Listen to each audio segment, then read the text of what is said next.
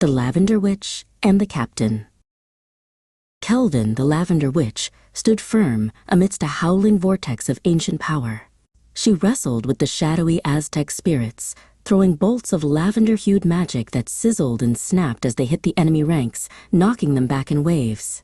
But for every spirit she repelled, 2 more emerged from the encroaching darkness. Captain David fought fiercely at her side, relying on his brute strength, but the sheer numbers were overwhelming. Suddenly, the protection device on his wrist flashed crimson. In a heartbeat, a fluid nanotechnology suit, forged from asteroid metal, enveloped his body, instantly increasing his strength 10-fold. Now an unstoppable force, Captain David in his exosuit began knocking back the spirits with staggering power.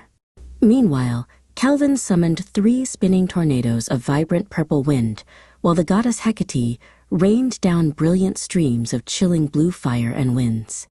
Still, the Aztec warriors multiplied, becoming millions. The pressure was immense. The ground vibrated with the stamping of their countless ghostly feet. Seeing their combined magic was futile against such an army, Kelvin cried out, her voice echoing with sudden panic. "This won't work!" "I have an idea. Keep them off me." Hecate unleashed a fresh burst of blue fire, creating a defensive wall. David and Hecate worked together, keeping the ever-growing horde of spirits away from the witch. Kelvin closed her eyes and, with an intense focus, she summoned a glowing musical instrument made from lavender light, a theremin. Captain David stared in disbelief. "What the hell is that?" "I don't think this is the time for music, do you, darling?" he asked sarcastically. Kelvin started playing a soft, ethereal melody, answering him without opening her eyes. "Don't be a hater, dear. Its celestial tones soothe the souls in tempestuous times." As the first clear, ringing note filled the air, the Aztec spirits stopped their attack, faltered, and then began to dissipate into the surrounding darkness until they were gone.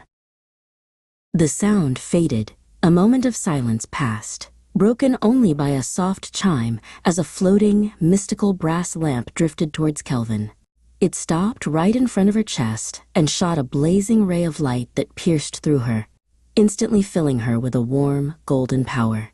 The energy of Quetzalcoatl, Aztec god of the sun. The now empty lamp dropped to the floor. Empowered, Kelvin tested her new gift, shooting 2 thick, spiky vine barriers to her left and right. The vines instantly erupted into brilliant orange flames, burning away to ash in less than a second.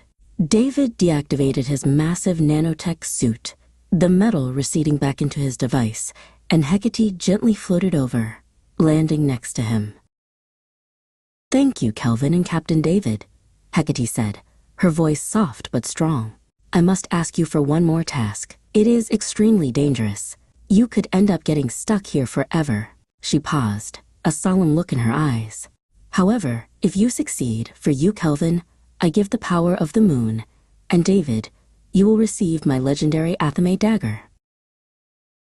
Kelvin bowed low, her voice full of newfound strength. "Yes, of course, I will help," she replied enthusiastically.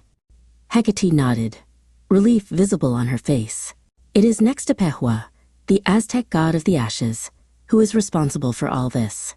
You must go and defeat him at all costs.